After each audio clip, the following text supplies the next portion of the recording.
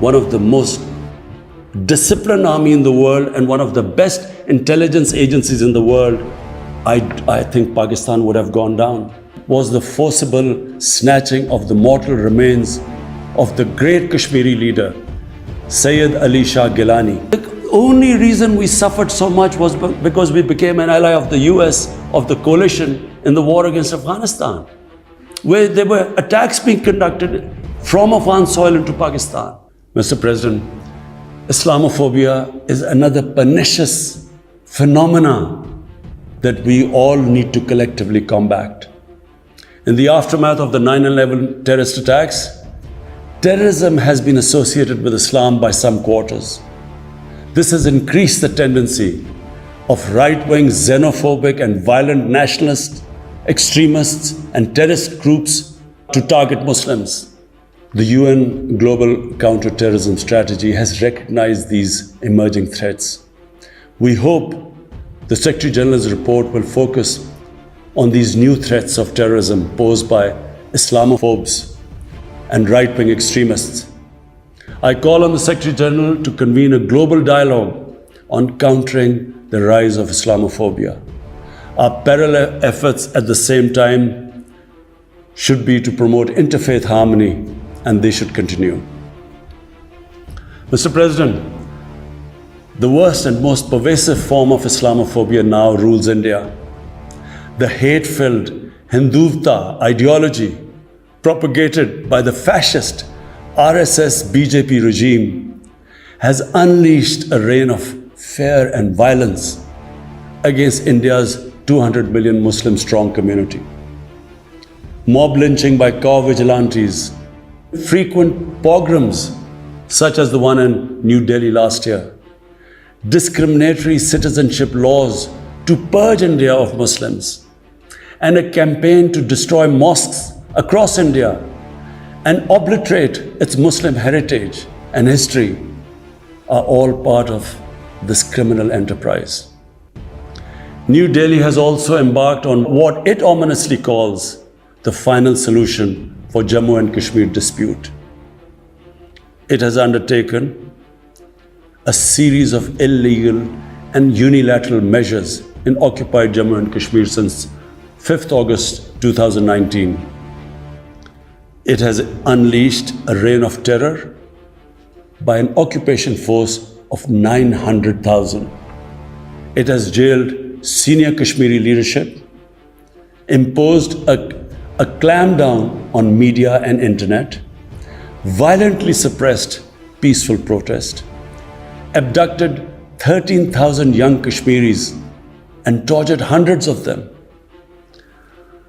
It has extrajudicially killed hundreds of innocent Kashmiris in fake encounters and imposed collective punishments by destroying entire neighborhoods and villages.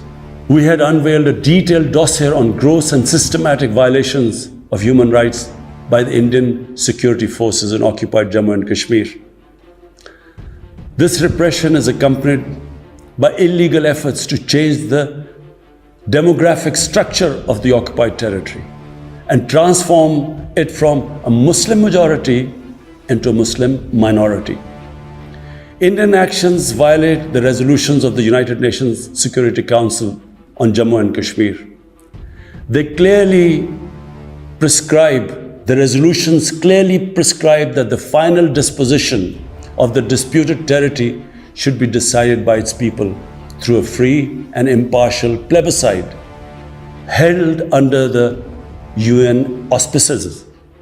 India's action in occupied Jammu and Kashmir also violate international human rights and humanitarian laws, including the 4th Geneva Convention, and amount to war crimes and crimes against humanity.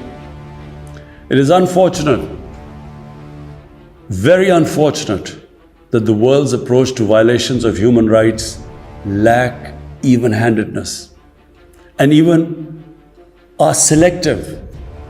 Geopolitical considerations or corporate interests, commercial interests, often compel major powers to overlook the transgressions of their affiliated countries. Such double standards, and the most glaring in case of India, where this RSS BJP regime is being allowed to get away with human rights abuses with complete immunity. The most recent example of Indian barbarity was the forcible snatching of the mortal remains of the great Kashmiri leader, Sayyid Ali Shah Gilani, from his family, denying him a proper Islamic funeral and burial in accordance with his wishes and the Muslim tradition. Devoid of any legal or moral sanction, this action has been against the basic norms of human decency. I call on this General Assembly to demand that Sayyid Gilani's mortal remains be allowed to be buried in the cemetery of martyrs with the appropriate Islamic rites. Mr. President, Pakistan desires peace with India as with all its neighbors. But sustainable peace in South Asia is contingent upon resolution of the Jammu and Kashmir dispute in accordance with the relevant United Nations Security Council resolutions and the wishes of the Kashmiri people. Last February, we reaffirmed the 2003 ceasefire understanding along the line of control. The hope was that it would lead to a rethink of the strategy in Delhi. Sadly, the BJP government has intensified repression in Kashmir and continues to vitiate the environment by these barbaric acts. The onus remains on India to create a conducive environment for meaningful and result-oriented engagement with Pakistan. And for that, it must do, number one, reverse its unilateral and illegal measures instituted since 5th August 2019. Secondly, stop its oppression and human rights violations against the people of Kashmir. And three, halt and reverse the demographic changes in the occupied territory. It is also essential to prevent another conflict between Pakistan and India. India's military buildup, development of advanced nuclear weapons, and acquisition of destabilizing conventional capabilities can erode mutual deterrence between the two countries. And now, Mr. President, I want to talk about Afghanistan. The current situation in Afghanistan, for some reason, Pakistan has been blamed for the turn of events by politicians in the United States and some politicians in Europe. From this platform, I want them all to know the country that suffered the most, apart from Afghanistan, was Pakistan when we joined the US war on terror after 9/11. 80,000 Pakistanis died. $150 billion was lost to our economy. There were 3.5 million internally displaced Pakistanis. And why did this happen? In the 80s, Pakistan was a frontline state in fighting against the occupation of Afghanistan. Pakistan and the United States trained mujahideen groups to fight for the liberation of Afghanistan. Amongst those mujahideen groups were Al-Qaeda, were various groups from all over the world. They were mujahideen, Afghan mujahideen. These were considered heroes. President Ronald Reagan invited them to White House in 1983. And according to news items, he compared them to the founding fathers of the United States. They were heroes. Come 1989, the Soviets leave. So do the Americans, abandon Afghanistan. Pakistan was left with 5 million Afghan refugees. We were left with sectarian militant groups which never existed before. But the worst cut of it was that a year later, Pakistan was sanctioned by the US.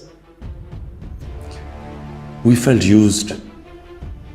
Fast forward 9/11, Pakistan is needed again by the US because now they US-led coalition is now invading Afghanistan, and it could not happen without Pakistan providing all the logistical support. What happened after that? The same mujahideen that we had trained that fighting foreign occupation was a sacred duty, a holy war or jihad, they turned against us. We were called collaborators. They declared jihad on us. Then all along the tribal belt bordering Afghanistan, the Pakistan semi-autonomous tribal belt, where no Pakistan army had been since our independence, they had strong sympathies with the Taliban, Afghan Taliban, not because of their religious ideology, but because of Pashtun nationalism, which is very strong. Then there were 3 million Afghan refugees still in Pakistan, all Pashtuns, living in camps, 500,000, the biggest camp, 100,000 camps. They all had affinity and sympathies with the Afghan Taliban. So what happened? They too turned against Pakistan. For the first time, we had militant Taliban in Pakistan. And they too attacked Pakistan government. When our army went in the tribal areas for the first time in our history, whenever an army goes into civilian areas, there's collateral damage. So there was collateral damage, which multiplied the militants to seek revenge. But not just that. The world must know that in Pakistan, there were 480 drone attacks conducted by the US. 480 drone attacks. And we all know that drone attacks are not that precise. They cause more collateral damage than the militants they are targeting.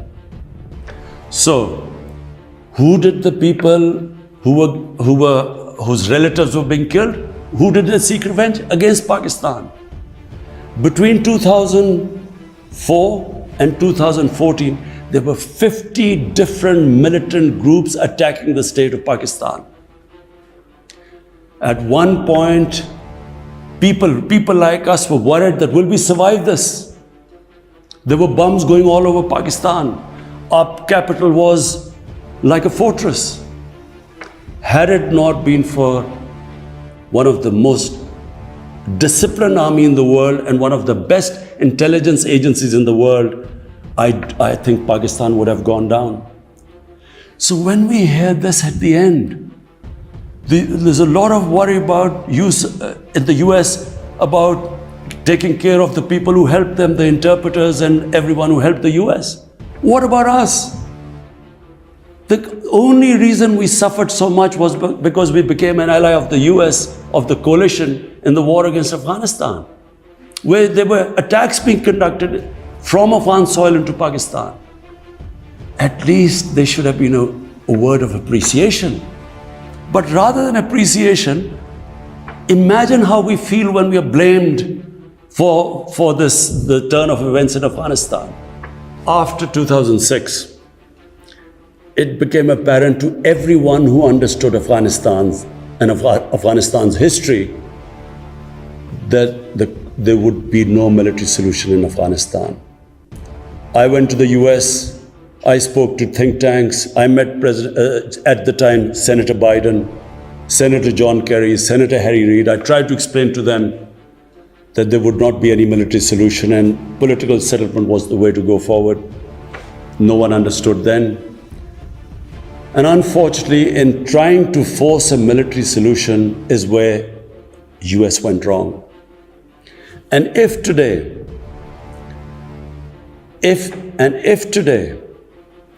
the world needs to know why the Taliban are back in power, all the world has to do is do a deep analysis of why 300,000 well-equipped Afghan army, and remember, Afghans are one of the bravest nations on earth.